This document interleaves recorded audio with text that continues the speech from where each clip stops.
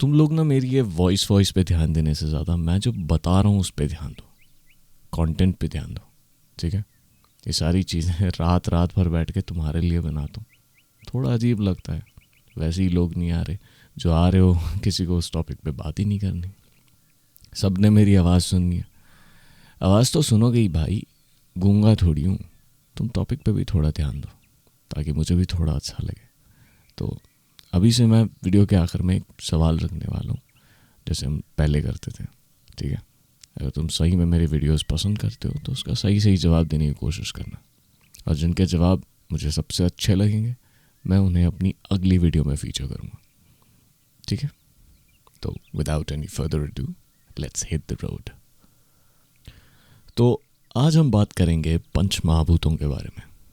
जैसे मैंने अपनी पिछली वीडियो में बताया, इस धरती में पाए जाने वाली तमाम चीज़ें 5 महाभूतों द्वारा गढ़ी है। आप अपने इर्द गिर्द जितनी भी चीज़ें देख पा रहे हैं, ये तमाम चीज़ें इन्हीं 5 बुनियादी एलिमेंट से बनी है, और इन्हीं 5 एलिमेंट से ही हमारा मानव शरीर भी बना है। पंच महाभूत यानी the 5 basic elements, the 5 gross elements of life. तो जब हम एलिमेंट्स की बात करते हैं तो सबसे पहले हमारे जहन में क्या आता है? Exactly the periodic table. या तुमने देखा ही होगा कि शुरू में इसके इनिशियल स्टेज में इसमें 90 फंडामेंटल एलिमेंट्स हुआ करते थे, फिर ये 100 हो गए, फिर 102, 110, और 150 सालों की तरक्की के बाद अब शायद इससे भी ज़्यादा एलिमेंट्स वैज्ञानिकों ने इस टेबल में दर्ज किए हैं। और ऐसा ही ये करते ही जा रहे हैं। Metals, non metals, gas, liquids, जितने भी एलिमेंट्स डिस्कवर हो रहे हैं, इन्वेंट हो रहे हैं, उन्हें वैज्ञानिक इस टेबुलर फॉर्म में लिस्ट कर देते हैं, है ना, जिसे हम पीरियोडिक टेबल कहते हैं। लेकिन हमारे ऋषि महर्षि कहते थे इन तमाम एलिमेंट्स को सिर्फ 5 चीज़ों में क्लासिफाई किया जा सकता है। ये 5 चीज़ें क्या है? हम इन्हें पंच महाभूत कहते हैं। पंच महाभूत 3 अल्फाज से मिलकर बना है, पंच, महा और भूत। पंच मतलब 5 और भूत मतलब गोस्ट, है ना? नहीं, भूत मतलब भूभवती, यानी जो मौजूद है, जो एग्जिस्ट करता है। लेकिन इन्हें हम पंच महाभूत क्यों कहते हैं? महा का क्या मतलब है? यहाँ महा का मतलब होता है हर तरफ फैला हुआ, ऑल परवेडिंग। ये तत्व हर जगह, हर मौसम, हर वक्त फैले हुए होते हैं, हर जगह मौजूद है। इस धरती में मौजूद हर एक चीज़, छोटी से छोटी, बड़ी से बड़ी, हर एक चीज़ इन्हीं 5 तत्वों द्वारा गढ़ी है। तो ये 5 तत्व क्या हैं? पृथ्वी, जल, अग्नि, वायु, आकाश। इसे मैंने उल्टा कहा है क्योंकि मैंने ऐसे याद किया, लेकिन इसका जो क्रम होता है, अगर तुम याद कर रहे हो तो सबसे पहले आकाश, फिर वायु, अग्नि, जल, पृथ्वी, ऐसे होता है। मैं बताता हूँ क्यों। अगर हम इस ब्रह्मांड की उत्पत्ति की बात करें तो इट ऑल स्टार्टेड विथ शून्य, जिसे हम एम्प्टीनेस या वॉइडनेस कहते हैं। शून्य कॉन्शियसनेस यानी चेतना का अनडिस्टर्ब्ड स्टेट है। अब चेतना क्या है? चेतना इज अ लाइफ फोर्स। मानव शरीर बुनियादी तौर पर चेतना से बना है। इसी चेतना की वजह से मैं आपसे अभी कम्युनिकेट कर पा रहा हूँ इन अ लिविंग बॉडी। चेतना पर एक डेडिकेटेड वीडियो आ जाएगी, so you don't have to worry about it. तो शून्य is nothing but information in its purest form. However, for this information to manifest, इसमें एक ऊर्जा की ज़रूरत थी। बिना इस ऊर्जा के ये कायनात कभी वजूद में नहीं आ पाती। तो ये अनंत काल से ऐसे ही था, जब एक वक्त ऐसा आया कि इस शून्य से इच्छा की उत्पत्ति हुई, एक डिज़ायर पैदा हुआ, a desire to create a form. और उस डिज़ायर से एक तरंग निकलती है। शुरू में ये तरंग सीधी लाइन बनकर निकली, but then it turn into a curved line representing the formation of a wave. जब ये वेव्स, ये तरंगे कन्वर्ज और कंबाइन हो रहे थे, यानी जब ये एक दूसरे से टकरा रही थी, they gave rise to what we call a quantum, जो कि एनर्जी और मैटर का एक फंडामेंटल यूनिट है। So if you see the genesis of these waves, जब ये तरंग वजूद में आई तो उस ध्वनि से शब्द तन्मात्रा की उत्पत्ति हुई, और शब्द तन्मात्रा से बना आकाश महाभूत यानी स्पेस, ईथर। तो akash is the first mahabhut that comes into existence. Now जब ये तरंगे चलने लगी तब काल की सृष्टि हुई, यानी समय की सृष्टि हुई. शब्द तन्मात्रा के वजूद में आते ही ये लहरें एक दूसरे के साथ यूनाइट होने लगी. तब इससे स्पर्श तन्मात्रा की उत्पत्ति हुई और शब्द और स्पर्श तन्मात्रा से उत्पन्न हुआ वायु महाभूत. After the creation of the sparsha tanmatra, when the waves tried to grind with each other, जब इनमें घर्षण हुआ, फ्रिक्शन हुआ, तो अग्नि महाभूत की उत्पत्ति हुई. And it creates a form. इसे एक रूप मिला, यानी रूप तन्मात्रा वजूद में आई. अग्नि महाभूत मतलब फायर एलिमेंट. आग को हम देख पाते हैं, therefore it acquired a tangible form. यानी शब्द स्पर्श और रूप तन्मात्रा से अग्नि महाभूत की उत्पत्ति हुई. अब गर्मी नमी पैदा करती है, तो इससे रस तन्मात्रा की उत्पत्ति हुई और शब्द स्पर्श रूप रस के कॉम्बिनेशन से जल महाभूत वजूद में आई. और अंत में इससे गंध तन्मात्रा पैदा हुई. गंध मतलब smell, which combined with the other tanmatras, the gunas, that is shabd, sparsh, roop, ras, and created the densest form of matter, Prithvi, or the Prithvi Mahabhut. So the 5 tanmatras are shabd, sparsh, roop, ras, gandh, and the 5 Mahabhutas are Akash, Vayu, Agni, Jal, Prithvi. इस तरह ये पंच महाभूत और ये पंच तन्मात्राएं वजूद में आई, respectively. कायनात में पाए जाने वाली हर चीज़, कुदरत में पाए जाने वाली हर चीज़ मेरे शरीर में भी, यानी मानव शरीर में भी मौजूद है. जिस तरह कुदरत उन 5 एलिमेंट्स से वजूद में आई, उसी तरह इंसान भी इन 5 एलिमेंट्स आकाश, वायु, अग्नि, जल, पृथ्वी और चेतना के कॉम्बिनेशन से वजूद में आया.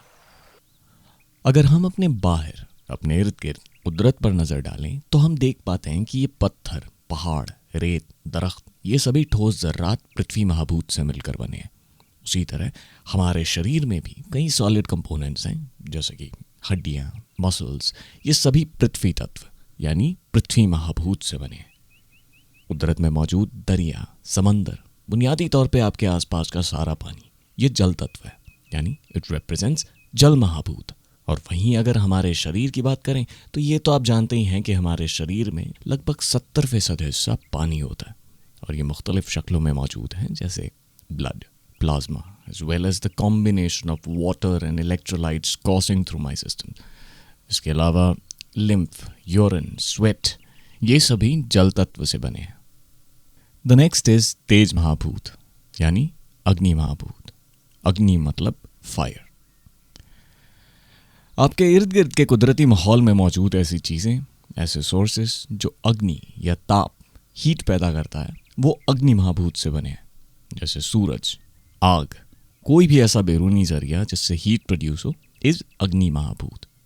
इस तरह विद इन आवर बॉडीज पाचन की प्रक्रियाएं जो डाइजेस्टिव जूसेस और एंजाइम्स की बदौलत हो रही है, transformation, metabolic processes, heat production, thermal regulation, इन सभी प्रक्रियाओं को अग्नि महाभूत नियंत्रित करता है. जब आप बाहर हवा का झोंका महसूस करते हैं या जब हवा के बहाव की वजह से पेड़ों की पत्तियों को हिलते हुए देखते हैं, ये हवा वायु तत्व को रिप्रेजेंट करती हैं. इवन साइक्लोन्स वगैरह जो होते हैं, इसकी तेज़ और ज़बरदस्त हवाएं, दैट इज़ ऑल्सो वायु तत्व. ठीक उसी तरह इस शरीर में भी वायु manifests through the constant inhaling and exhaling of my lungs. ये जो मैं सांस ले रहा हूँ, इस दौरान जो कॉन्स्टेंट इंस्पिरेशन और एक्सपिरेशन हो रहा है, the rhythmic expansion and contraction of my lungs during breathing, ये मेरे शरीर का वायु तत्व है. The beating of my heart, मेरे इंटेस्टाइन्स में हो रहे पेरिस्टॉल्टिक मूवमेंट्स, ये तमाम बॉडीली मूवमेंट्स वायु महाभूत को रिप्रेजेंट करती हैं. अब आते हैं आकाश महाभूत पर. आकाश. The word Akash literally means a free or open space or the ether. Akash is basically open space in nature. इसी तरह हमारे शरीर में भी ऐसे कई ओपन स्पेसेस हैं. The nostrils, mouth openings, the lumen inside the oesophagus, stomach और इंटेस्टिनल लूमेन्स, कोरोनरी आर्टरी लूमेन्स. तो जितने भी ऐसे ओपन स्पेसेस हैं हमारे शरीर में, छोटे बड़े, ये सब आकाश महाभूत को रिप्रेजेंट करती हैं. यानी जब ये 5 मूलभूत तत्व, ये पंच महाभूत अपनी उचित मात्रा गुणों और प्राकृतिक अवस्था में हमारे शरीर में संतुलित रहते हैं, तो they play a crucial role in supporting the health and well being of our bodies. यानी you don't need to look at isolated parts of the human anatomy, at the vitamin, chemical और nutritional level of health. आप बस इन 5 elements को संतुलित रखें और आप heal होने लगोगे, फिजिकली, मेंटली, स्पिरिचुअली. मिसाल के तौर पर थोड़ी देर पहले मैंने coronary arteries का जिक्र किया था, where the lumen is predominantly composed of the ether element, आकाश महाभूत. तो जब ये coronary artery maintains a proper lumen, तो उस ल्यूमेन से जो खून का बहाव होता है वो आसान हो जाता है. खून जो कि लिक्विड है, जल महाभूत है, तो जब ल्यूमेन सही रहेगा तो खून को बहने में आसानी होगी.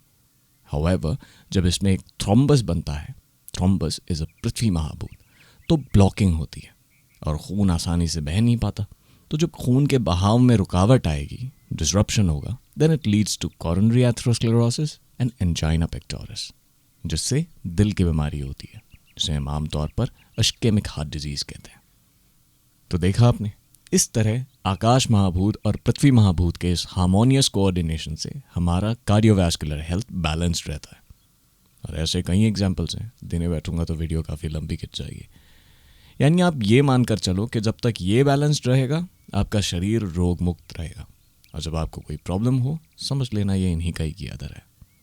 इन पंच महाभूतों का असंतुलन त्रिदोष पैदा करता है ऑन अ फिजिकल लेवल. ये त्रिदोष क्या है? वात, पित्त और कफ. तो वात, पित्त और कफ के बारे में मैं अपनी आने वाली वीडियोस में समझाऊंगा. उसके पहले आपको दोष, धातु, मल ये सब भी तो समझाना है. फिलहाल के लिए बस इतना ही. आप बस इतना जान लो कि हमारा शरीर is a part and parcel of the universe. आप कुदरत का ख्याल रखो, वो आपका ख्याल रखेगी, है ना. तो आज के लिए बस इतना ही. उम्मीद करता हूँ कि आपको आज की वीडियो पसंद आई.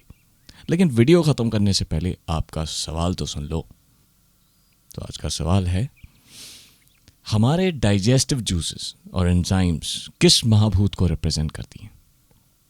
हमारे डाइजेस्टिव जूसेस और एंजाइम्स किस महाभूत को रिप्रेजेंट करती हैं? तो जल्दी से इस सवाल का जवाब कमेंट सेक्शन में दे दो. Until then, I'll see you in the next video.